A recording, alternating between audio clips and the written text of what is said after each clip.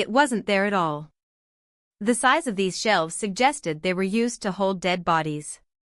This place was actually their burial chamber. More than 800 such chambers have been discovered in the rocks of Petra. Initially, it was also thought that this city might have been a cemetery. But later, researchers found some evidence here that also indicated the presence of living people. Estimating the size of the living area, it was found that during its golden period, Petra was home to 20,000 to 300,000 people. But this was a city of 300,000 people, and that too in a barren desert. So where did these people get their water from? A clue to this can be found in a structure in Petra called the Great Temple. Some holes were found on the floor here. It seemed as if water might have passed underneath it. When experts scanned this area with GPR, ground-penetrating radar, an important clue came to light. GPR sends radio signals into the ground. These signals bounce back at different speeds after hitting various materials inside the ground. For example, they return slowly after hitting soil, and their speed increases in empty spaces. By observing the speed of the signals, it's estimated where empty spaces exist underground. The GPR results showed that a whole network of channels was laid beneath the temple floor, just like plumbing work is done before floor construction in a house. This evidence was enough to prove that Petra had an underground water network. But where did this water finally come from? Because this place is one of the driest places in the world. A reservoir of water is still used by locals today, called Ain Musa. This natural spring provides water from underground. But the problem is that it's about 8 kilometers away from the Petra site.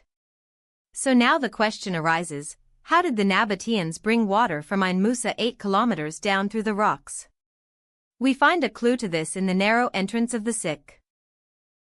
Marks of pipelines can be seen between the rocks here. Such pipelines were joined in small sections. When water passed through these small sections of pipes, it must have leaked too. But if water was so important to the Nabateans, how would they let it go to waste? When water passes through any pipeline, air pockets naturally form inside it, which create pressure within the pipe and reduce the water flow. This pressure pushes the walls of the water from the inside, and if there are joints in the line, water will leak from them. Hydro engineers conducted several experiments, and it was found that if the pipe's angle was tilted at 4 degrees, no air pockets would form in the pipe. The water flow would also be good, and there would be no leakage. When experts looked at the angle of the pipelines laid in Petra, they were astonishingly tilted at exactly 4 degrees. This means the Nabateans knew about this scientific principle 2,000 years ago, which we have only recently discovered. After seeing all this, one thing is clear, the Nabateans were masters of hydro engineering. Water in Petra was supplied not only from Ain Musa but also from flash floods coming from the mountains. Even today, when flash floods occur here, they are quite deadly. To protect against them, ancient dams were built at various locations in Petra.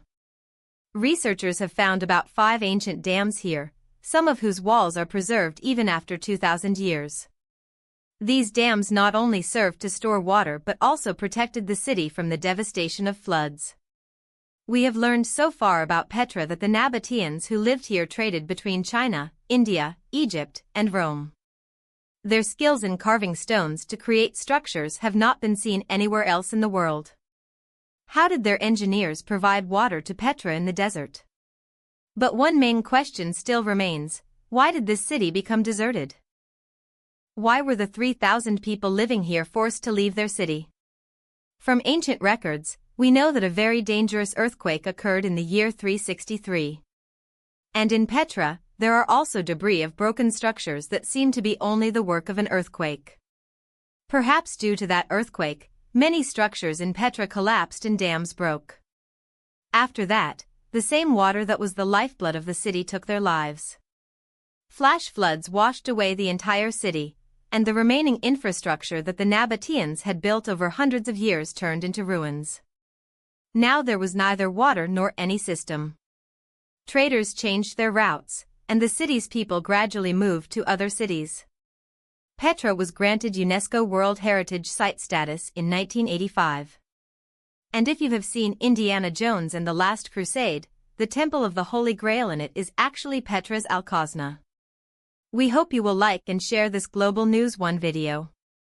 Thank you very much for your loving comments.